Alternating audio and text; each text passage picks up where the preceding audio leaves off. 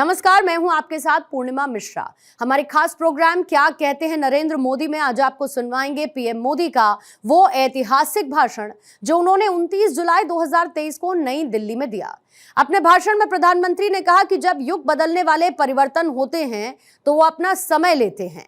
3 साल पहले जब हमने राष्ट्रीय शिक्षा नीति की घोषणा की थी तो एक बहुत बड़ा कार्यक्षेत्र हमारे सामने था, लेकिन आप सभी ने राष्ट्रीय शिक्षा नीति को लागू करने के लिए जो कर्तव्य भाव दिखाया, जो समर्पण दिखाया, ये वाकई अभिभूत करने वाला है और नया विश्वास पैदा करने वाला है।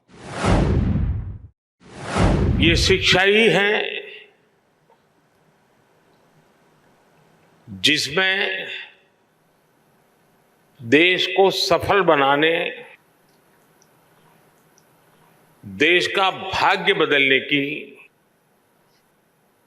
सर्वाधिक जिसमें ताकत है वो शिक्षा है। आज 21वीं सदी का भारत जिन लक्ष्यों को लेकर आगे बढ़ रहा है उसमें हमारी शिक्षा व्यवस्था का भी बहुत ज्यादा महत्व है। आप सभी इस व्यवस्था के प्रतिनिधि हैं, ध्वजवाहक है। इसलिए अखिल भारतीय शिक्षा समागम का हिस्सा बनना मेरे लिए भी अत्यंत महत्वपूर्ण अवसर है।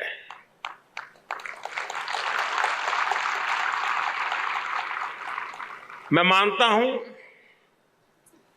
विद्या के लिए विमर्श जरूरी होता है, शिक्षा के लिए संवाद जरूरी होता है। मुझे खुशी है कि अखिल भारतीय शिक्षा समागम के इस सत्र के जरिए हम विमर्श और विचार की अपनी परंपरा को और आगे बढ़ा रहे हैं।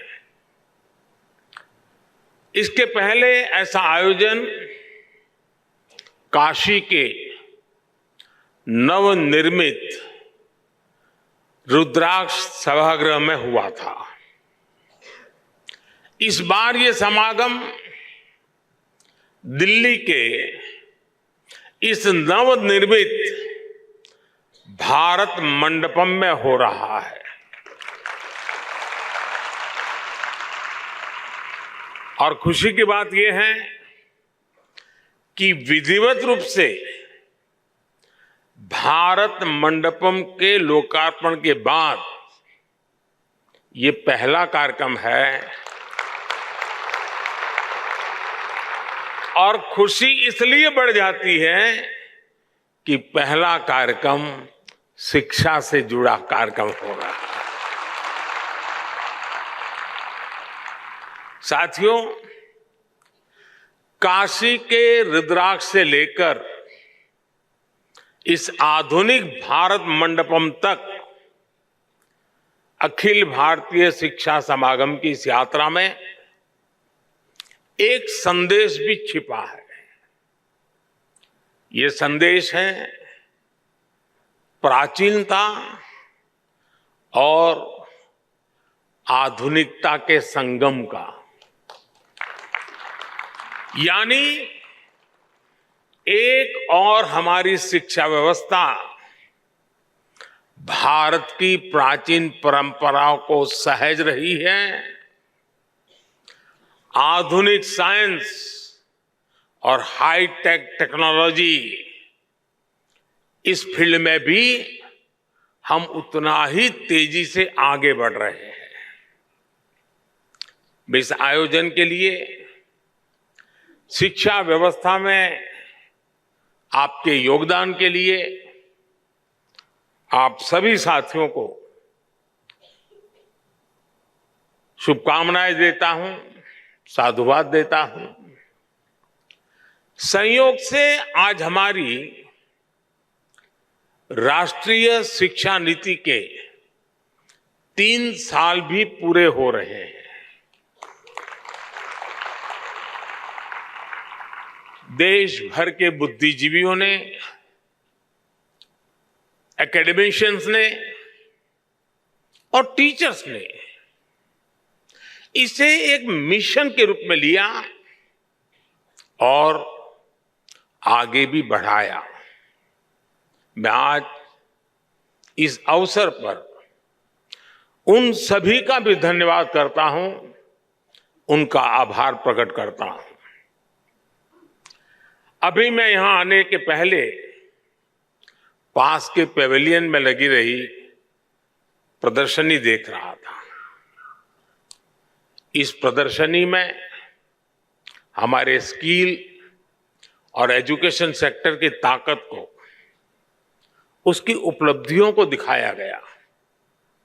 नए नए इनोवेटिव तरीके दिखाए गए। मुझे वहां बाल वाटिका में बच्चों से मिलने का और उनके साथ बात करने का भी मौका मिला।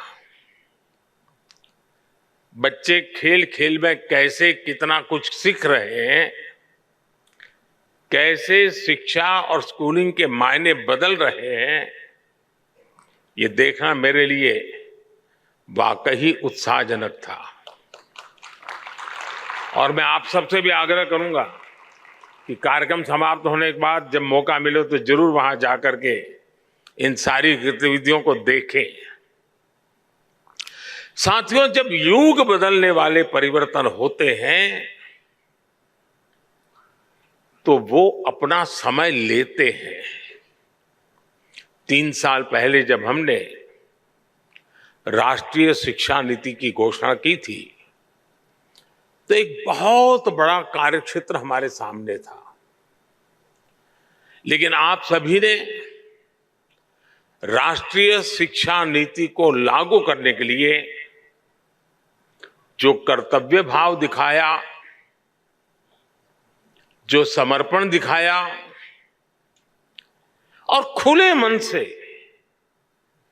नए विचारों का, नए प्रयोगों का स्वीकार करने का साहस दिखाया, ये वाकई अभिभूत करने वाला है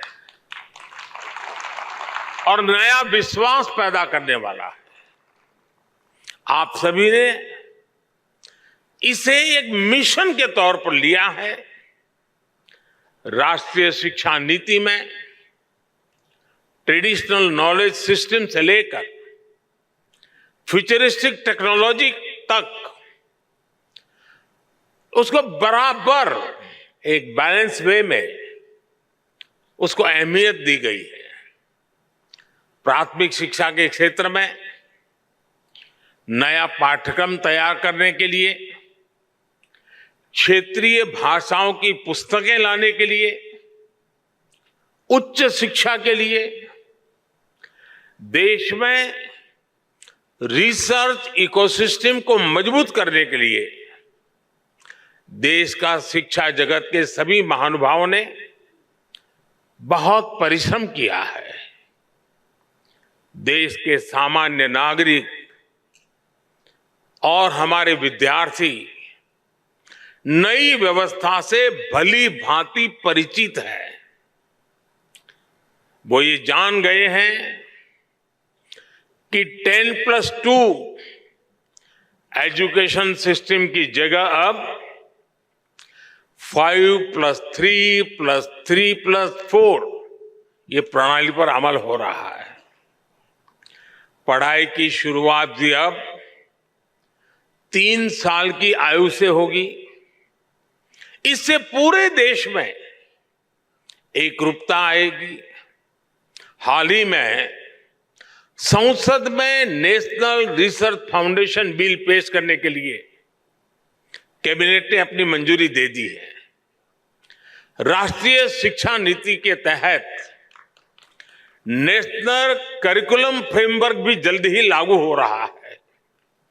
मुझे बताया गया है कि फाउंडेशन स्टेज यानी 3 से 8 साल के बच्चों के लिए फ्रेमवर्क तैयार भी हो गया है।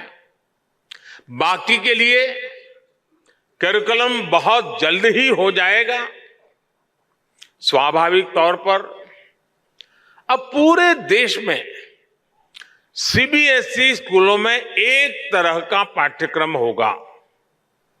इसके लिए एनसीईआरटी नई पाठ्यपुस्तकें तैयार कर रही है। तीसरी से 12वीं कक्षाओं तक लगभग 130 विषयों की नई किताबें आ रही हैं।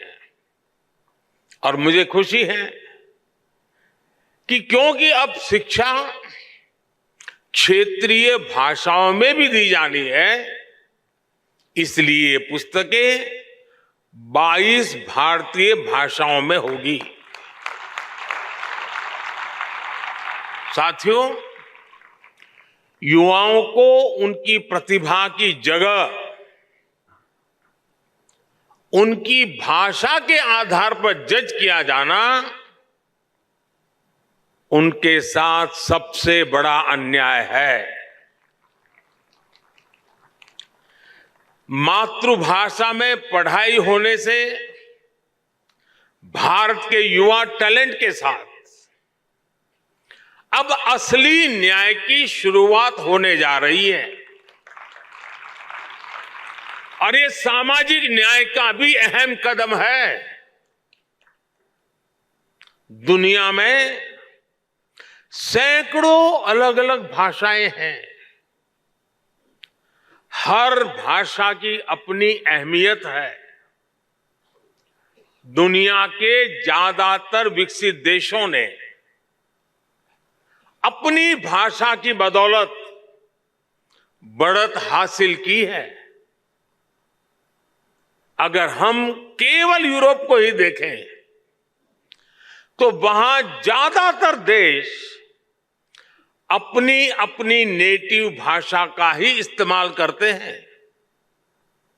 लेकिन हमारे यहां इतनी सारी समृद्ध भाषाएं होने के बावजूद हमने अपनी भाषाओं को पिछड़ेपन के तौर पर पेश किया।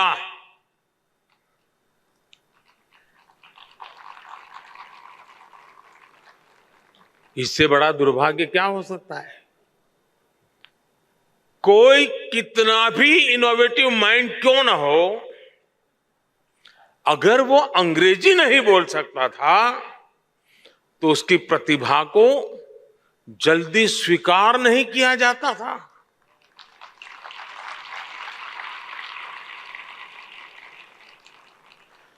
इसका सबसे बड़ा नुकसान हमारे ग्रामीण अंचल के होनहार बच्चों को उठाना पड़ा है।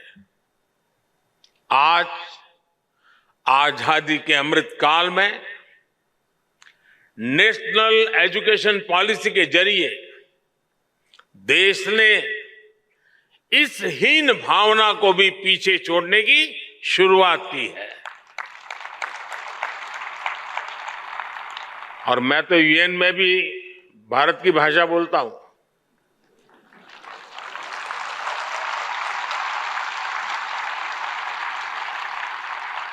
सुनने वाले को ताली बजाने में देर लगेगी।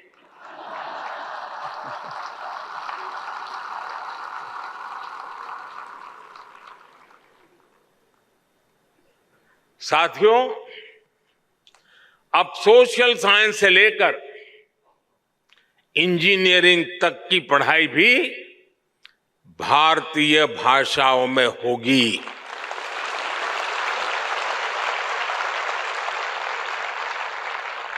युवाओं के पास भाषा का आत्मविश्वास होगा तो उनका हुनर, उनकी प्रतिभा भी खुल करके सामने आएगी।